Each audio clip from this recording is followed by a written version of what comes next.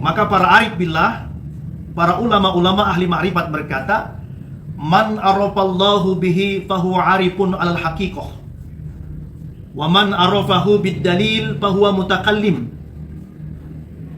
wa man arafahu bit taklid fahuwa am.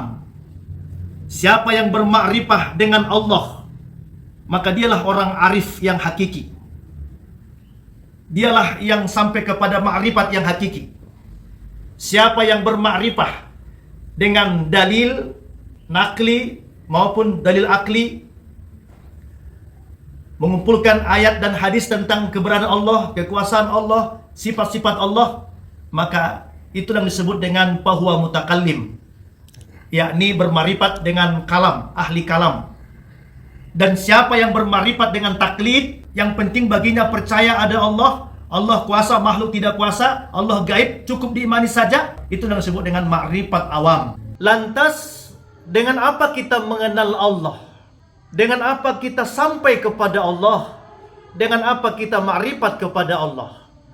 Kalau ada orang mengatakan dia sampai kepada makrifat yang hakiki dengan menggunakan akalnya, kecerdasan intelektualnya, kehebatan otaknya, maka saya katakan itu pasti bohong dan penipu dengan makna makrifat yang hakiki.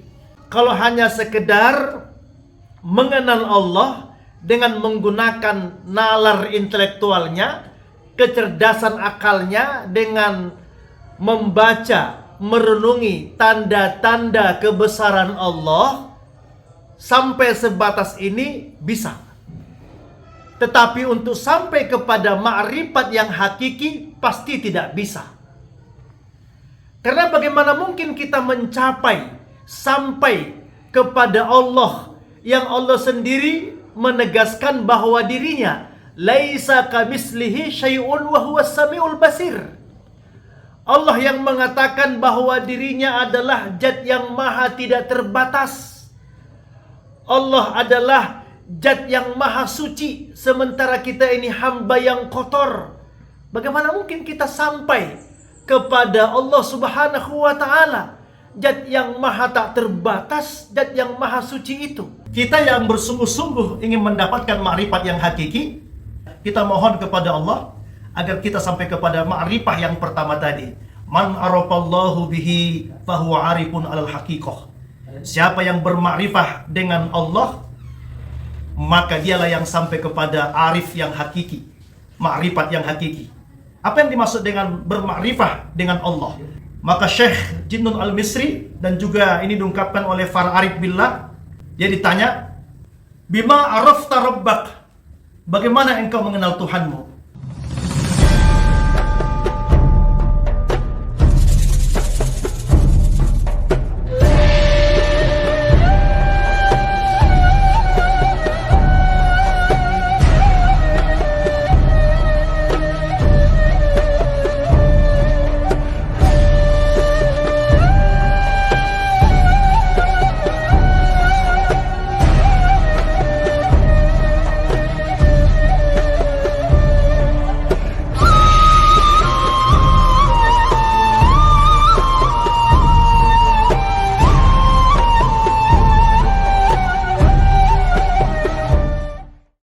Ada kaidah yang mengatakan awaluddin ma'rifatullah, bahwa awal agama itu adalah mengenal Allah. Bagaimana mengenal Allah? Maka muncul lagi ungkapan atau kaidah, man arafa nafsah faqad arafa rabbah. Siapa yang mengenal dirinya, maka dia akan mengenal Tuhannya. Maka tidak ada jalan yang bisa sampai kepada Allah dengan makrifat yang hakiki kalau tidak lewat mengenal diri. Maka para arif billah, para ulama-ulama ahli makrifat berkata, man arafallahu bihi fahuwa arifun alal haqiqah, wa man arafahu bid dalil fahuwa mutakallim. Wa man arafahu bitaklid fahuwa am. Siapa yang bermakrifah dengan Allah, maka dialah orang arif yang hakiki. Dialah yang sampai kepada makrifat yang hakiki. Siapa yang bermakrifah dengan dalil nakli maupun dalil akli, mengumpulkan ayat dan hadis tentang keberadaan Allah, kekuasaan Allah, sifat-sifat Allah, maka itulah yang disebut dengan fahuwa mutakallim, yakni bermarifat dengan kalam, ahli kalam. Dan siapa yang bermarifat dengan taklid, yang penting baginya percaya ada Allah, Allah kuasa, makhluk tidak kuasa, Allah gaib, cukup diimani saja, itulah yang disebut dengan makrifat awam. Lantas dengan apa kita mengenal Allah? Dengan apa kita sampai kepada Allah? Dengan apa kita makrifat kepada Allah? Kalau ada orang mengatakan dia sampai kepada makrifat yang hakiki dengan menggunakan akalnya, kecerdasan intelektualnya, kehebatan otaknya, maka saya katakan itu pasti bohong dan penipu dengan makna makrifat yang hakiki. Kalau hanya sekedar mengenal Allah dengan menggunakan nalar intelektualnya, kecerdasan akalnya, dengan membaca, merenungi tanda-tanda kebesaran Allah, sampai sebatas ini bisa. Tetapi untuk sampai kepada makrifat yang hakiki pasti tidak bisa. Karena bagaimana mungkin kita mencapai sampai kepada Allah yang Allah sendiri menegaskan bahwa dirinya laisa kamitslihi syai'un wa huwas samiul basir. Allah yang mengatakan bahwa dirinya adalah zat yang maha tidak terbatas. Allah adalah zat yang maha suci, sementara kita ini hamba yang kotor. Bagaimana mungkin kita sampai kepada Allah Subhanahu wa ta'ala, zat yang maha tak terbatas, zat yang maha suci itu? Kita yang bersungguh-sungguh ingin mendapatkan makrifat yang hakiki, kita mohon kepada Allah agar kita sampai kepada makrifah yang pertama tadi. Man arafallahu bihi fahuwa arifun alal haqiqah. Siapa yang bermakrifah dengan Allah, maka dialah yang sampai kepada arif yang hakiki, makrifat yang hakiki. Apa yang dimaksud dengan bermakrifah dengan Allah?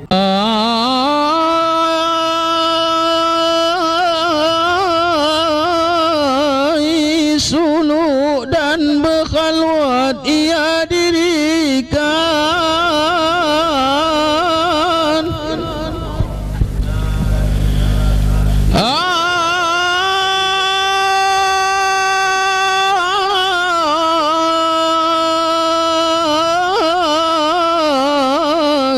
Suluk dan berkhalwat ia dirikan.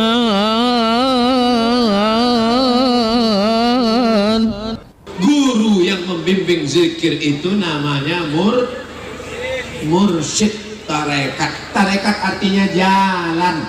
Maka datang belajar zikir kepada Tuan Guru Sa'ban Raja Guguk TGB, Tuan Guru Batak. Mursyid tarekat Naqsabandiyah. Mudah-mudahan kita mendapatkan keberkahan ilmu dan zikir dia. Dengan Tuan Guru Syekh Sa'ban Raja Guguk, Mursyid Tarekat Naqsabandiyah, saya cium tangan beliau. Beliau nggak mau mencium tangan saya, berebut-rebut kan, hampir mana aja. Padahal beliau doktor, Tuan Guru, rendah hati.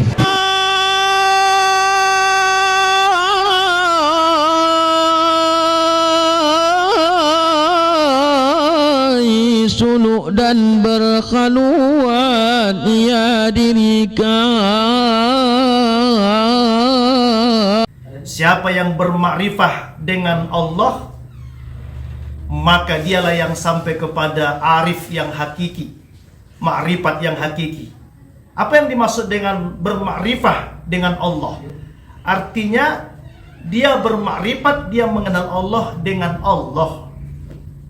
Maka Syekh Jinnun Al-Misri, dan juga ini diungkapkan oleh Far Arif Billah, dia ditanya, bima arafta rabbak, bagaimana engkau mengenal Tuhanmu? Maka dijawab, araftu rabbi bi rabbi, laula rabbi lama araftu rabbi. Aku kenal Tuhanku dengan Tuhanku, kalau bukan karena Tuhanku, aku tidak mengenal Tuhanku. Tentu yang dimaksud dengan araftu rabbi bi rabbi, kita berguru kepada ahlinya. Maka ada ungkapan mengatakan, laulal murabbi la araftu rabbi. Kalau tidak karena guruku, maka aku tidak mengenal Tuhanku. Maka kita harus berguru kepada ahlinya. Inilah dalam tradisi Torekoh disebut dengan bermursyid, agar dia ma'rifah kepada Allah. Maka untuk mengenal Allah, terlebih dahulu kita mengenal diri kita. Man arafa nafsah faqad arafa rabbah. Siapa mengenal dirinya, maka dia akan mengenal Tuhannya.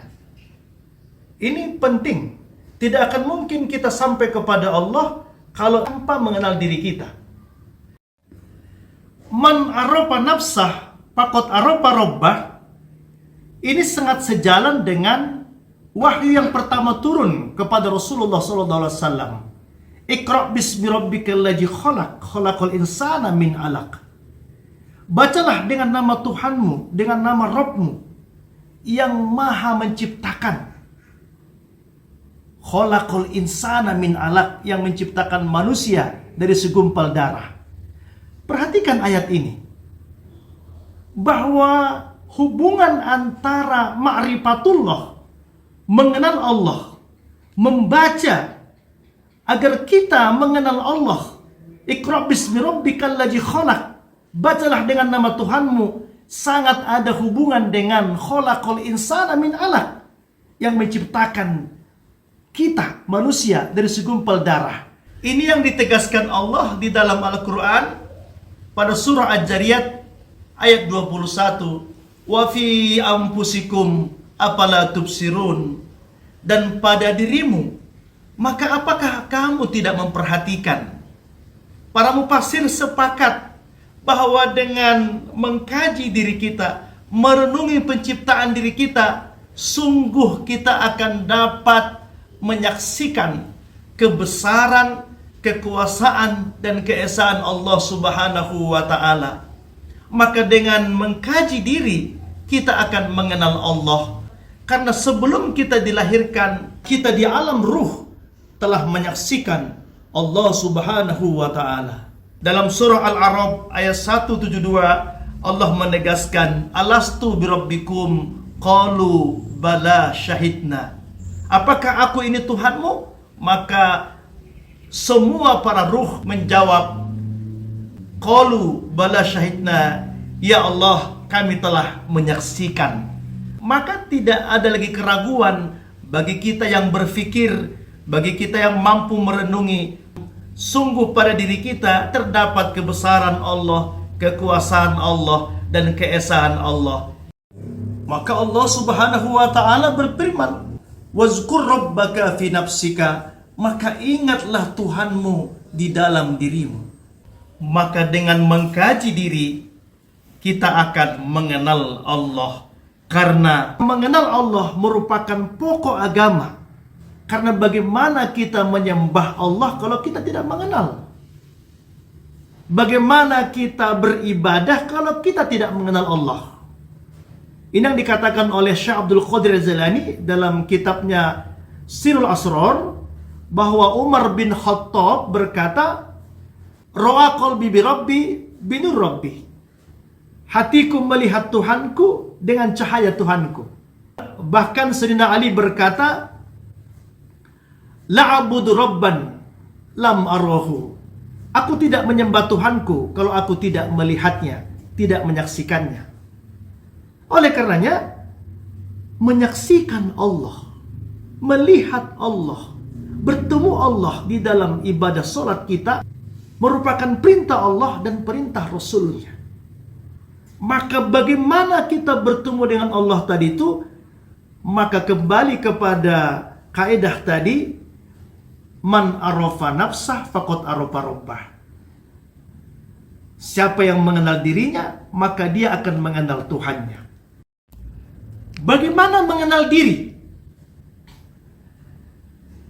Secara singkat, diri kita ini ada dua. Secara umum, ada diri rohani, ada diri jasmani. Diri jasmani kita berasal daripada Nabi Adam. Jasad dari tanah, ruh kita. Allah berfirman, fa iza sawaituhu wa nafakhtu fihi min ruhi. Apabila kusempurnakan kejadiannya, maka kutiupkan ruhku kepadanya. Jadi kita harus sadari betul bahwa diri kita ini sesungguhnya jasad dan rohani adalah berasal dari Allah. Inilah yang maksud dengan innalillahi wa inna ilaihi raji'un. Ketika kita sudah menyadari bahwa jasad dan rohani kita hakikatnya berasal dari Allah, maka ketika kita akan dilahirkan ke dunia ini, setelah sempurna kejadian kita berupa janin, ini perhatikan, maka Allah tiupkan ruhnya kepada kita. Ini penting. Di saat itulah kita baru dinyatakan hidup, bergeraklah kita. Wa ja'ala sam'a wal abasar. Kemudian Allah menyempurnakan dengan diberikannya pendengaran, diberikanlah penglihatan. Qalilan ma tashkurun, kata Allah, amat sedikit manusia yang bersyukur. Ketika kita menyadari bahwa ruh kita ini ditiupkan Allah baru kita hidup, maka kita dapat merasakan hakikatnya hidup kita ini adalah hayat yang dipinjamkan Allah kepada kita. Inilah kemudian yang diketahui dengan adanya sifat Allah. Dalam sifat 20 ada 7 sifat yang dipinjamkan Allah kepada kita. Kudrat, iradat, ilmu, hayat, samad, basar, kalam. Ada 7 sifat Allah yang dipinjamkan kepada kita. Hakikatnya kita ini adalah bangkai. Hakikatnya kita ini tidak ada, tidak hidup. Maka begitu ditiupkan ruh, maka kita hidup. Itulah tadi hayat. Ketika kita sudah menyadari bahwa diri kita, jasad dan rohani kita berasal dari Allah, inna lillahi wa inna ilaihi raji'un, bahwa sifat-sifat kita yang hidup ini adalah sifat Allah yang dipinjamkan kepada kita,